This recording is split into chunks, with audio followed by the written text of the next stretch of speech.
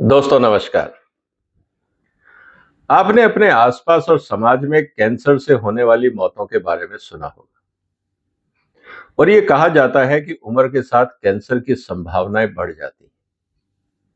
और ये भी कहा जाता है कि अगर आपका वजन ज्यादा है, मतलब आपके शरीर में अगर जो सेल्स होती हैं जिससे हमारा शरीर बना होता है, उनकी संख्या जितनी ज्यादा होगी, उतना कैंसर की संभावनाएं ज्यादा हो जाती हैं। क्योंकि जो कैंसर है वो हमारे जो डैमेज सेल्स हैं, जो उसके अंदर जो डीएनए है, जब वो डैमेज होता है, वो जब डैमेज सेल्स मल्टीप्लाई करती हैं, ट्यूमर का रूप ले लेती हैं, जो कैंसरस ग्रोथ है, अनकंट्रोल्ड जब वो ग्रोथ होने लगती है, तब हम उसको कैंसर बोलते हैं। ये चीजें समाज में और हमारे पूरे मेडिकल साइंस की थ्योरी इसी पे आधारित है। लेकिन दोस्तों, कभी आपने सुना है कि हाथी को कैंसर हुआ है? ये इंटरेस्टिंग चीज है जिसको हमें समझना होगा। नई जो मेडिकल रिसर्च बोलती है उसमें यह कहा गया है कि जो हाथी है, जिसमें एक सामान्य मानव के मुकाबले 100 गुना 100 टाइम्स ज्यादा सेल्स होती हैं। अब जब इतनी ज्यादा सेल्स होती हैं तो फिर उसके अंदर, हाथी के अंदर, कैंसर की संभावनाएं इतनी कम क्यों होती हैं? वर्चुअली नहीं के बराबर होती। ये एक बहुत ही इंटरेस्टिंग मेडिकल साइंस है। आज हम इसी की चर्चा करेंगे। क्योंकि मैं कुछ इंटरेस्टिंग लिटरेचर पढ़ रहा था तो मुझे लगा कि मैं आपके साथ शेयर करूं, क्योंकि जो जानकारी मैं ये पढ़ रहा था ये बड़ी विचित्र लगी लेकिन बड़ी एक्साइटिंग थी। इसीलिए इस वीडियो को अंत तक देखिएगा, हमारे चैनल को सपोर्ट करिए, इसको सब्सक्राइब भी करिए। दोस्तों, मेडिकल साइंस, जैसा मैंने पहले कहा, कि उम्र और नंबर ऑफ सेल्स से ये आइडेंटिफाई करने की कोशिश करती है कि आपके शरीर में कैंसर की संभावनाएं कितनी है। और दूसरी तरफ शरीर में एक प्रतिरोधक क्षमता होती है जो इस तरह की बीमारियों को रोकने का प्रयास करती है। ये एक इंटरनल वॉर हमेशा चलता रहता है। लेकिन जैसा ये कहा जाता है कि एक रिसर्च है, ये कहती है कि करीब जो 25% जितनी मौतें यूके में होती हैं, मतलब एक डेवलप्ड नेशन में, उसमें से 25% जो मौतें होती हैं वो कैंसर के कारण होती हैं। लेकिन वही मात्रा अगर आप एलिफेंट्स में देखें तो जो उनकी परसेंटेज है वो 5 से भी कम है। मतलब 1-2% जो जानवर है, हाथी है, उसको सिर्फ कैंसर होता है, जबकि इंसानों में 25% लोगों को कैंसर होता है। ये एक बड़ा ही मेडिकल साइंस के लिए चुनौती वाला सब्जेक्ट था। इसमें यह कहा गया कि जैसे जैसे जो थ्योरी थी कि जैसा साइज बड़ा होगा वैसे कैंसर की संभावना बढ़ती है। लेकिन रिसेंटली एक रिसर्च आई जिसमें उन्होंने कहा कि शायद ऐसा नहीं है, और उसकी संभावनाएं क्या है इसको भी समझना है। इसको बोला जाता है पेटो पैराडॉक्स। मतलब एक साइंटिस्ट थे, रिचर्ड पेटो। उन्होंने ये कहा कि ये जो हम कैलकुलेशन कर रहे हैं ना साइंटिफिकली, कि जैसे जैसे शरीर बढ़ेगा नंबर ऑफ सेल्स ज्यादा होंगी, जब सेल्स ज्यादा होंगी तो उनमें डैमेज ज्यादा होगा, जब वो डैमेज सेल मल्टीप्लाई करेंगी और अनकंट्रोल्ड मल्टीप्लाई करेंगी तो ट्यूमर या कैंसरस ग्रोथ ज्यादा हो सकती है। ये थ्योरी ठीक नहीं है, और इसका उन्होंने एग्जाम्पल दिया हाथी का।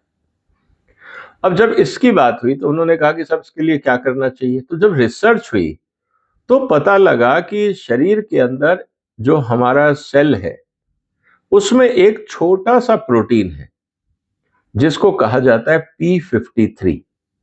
ये जो P53 जो प्रोटीन है इसको बोला जाता है ट्यूमर सप्रेसर। मतलब ये जो डैमेज सेल है जो अपने आप को कॉपी करके मल्टीप्लाई करती हैं, और जिसके कारण या तो वो रिपेयर हो जाए, या अगर वो रिपेयर नहीं हो और वो मल्टीप्लाई करती रहे तो कैंसरस ग्रोथ हो जाती है।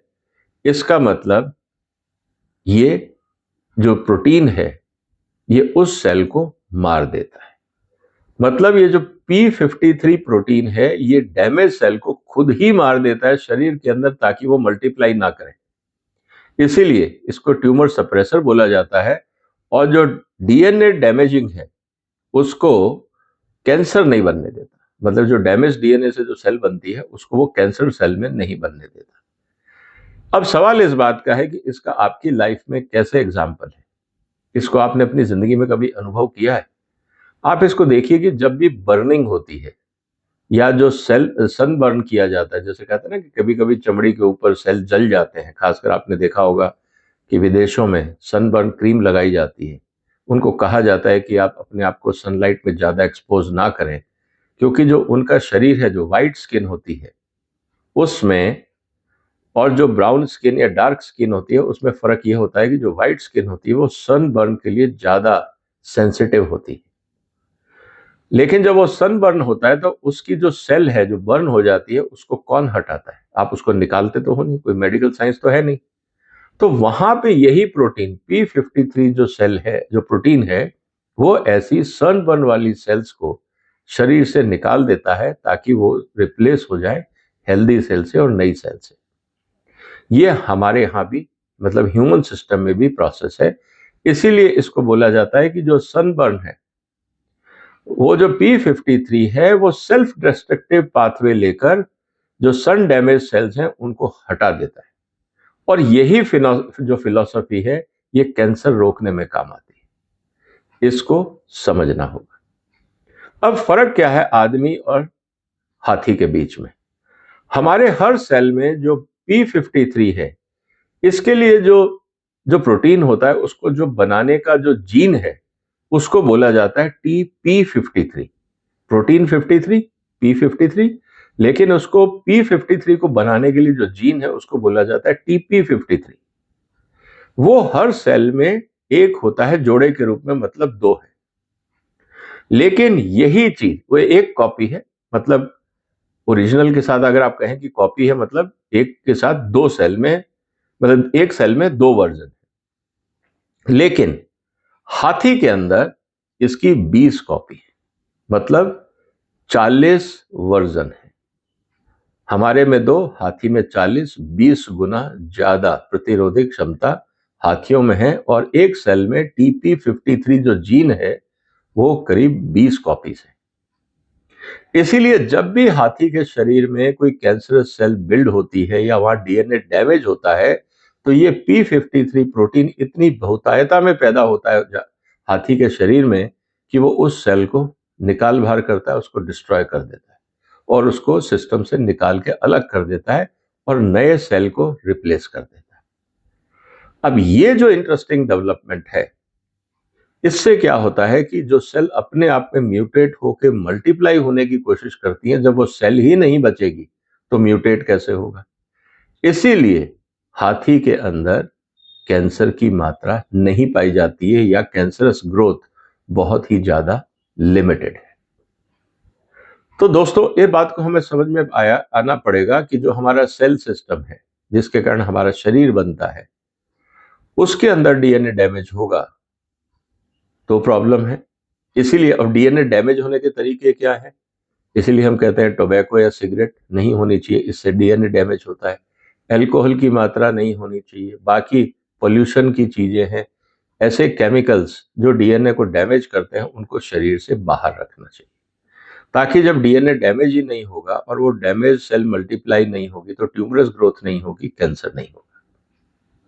यह है प्रिवेंशन।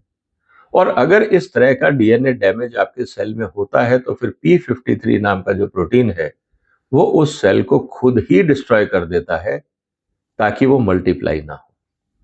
लेकिन जब यहाँ पे इम्बैलेंस होता है कि डिस्ट्रक्टिव सेल्स ज्यादा है, P53 पूरी क्षमता से काम नहीं कर पा रहा है, तो कैंसर की संभावना बढ़ जाती है। इसलिए हमें अपने खान पान, अपने पर्यावरण के ऊपर ध्यान देना चाहिए।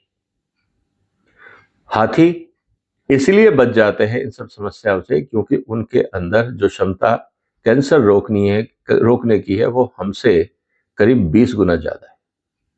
इसीलिए chances of cancer are less. उम्मीद है दोस्तों, आपको ये जानकारी पसंद आई होगी।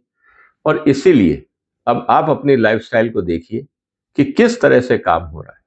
और यही जो डैमेज डीएनए है, या जो मैंने जो आपको पहले बताया कि TP53 जो जीन है, इसके आसपास और भी ऐसे जीन हैं जिसके कारण आपको जो कैंसर है उसको रोकने में मदद मिलती है। तो देखिए दोस्तों कि नेचर कितनी इंटरेस्टिंग है कि हम कितना भी प्रयास करें, मेडिकल साइंस में हम दुनिया भर की बातें करते हैं, लेकिन नेचर ने अरबों सालों से, जब तक हम लोगों के शरीर बने हैं, जानवरों के शरीर बने हैं, उनको स्वस्थ कैसे रखा जाए, इसके लिए अपने आप ही अपने डीएनए के अंदर ही डिफेंस मैकेनिज्म बना रखा है। इसीलिए हम ये कहते हैं कि नेचर को रिस्पेक्ट हमें करना चाहिए, नेचर को समझना चाहिए। हमारे शरीर हो, प्लांट्स हो, जानवर हो, जो भी नेचुरल चीजें हैं, हर नेचुरल चीज अपने आप में एक यूनिवर्सिटी है, और उसमें इतना ज्ञान है कि शायद वो यूनिवर्सिटी से ज्यादा भी हो। तभी तो एक यूनिवर्सिटी एक सेल को पूरी तरह से स्टडी नहीं कर पाती, कई सालों लग जाते। तो कहने का मतलब ये है कि nature is a great master, we should respect and learn from it. आप इस वीडियो को शेयर करिए, इस चैनल को सपोर्ट करिए, सब्सक्राइब करिए। फिर मुलाकात होगी एक और इंटरेस्टिंग महत्वपूर्ण मुद्दे के साथ। फिलहाल वंदे मातरम।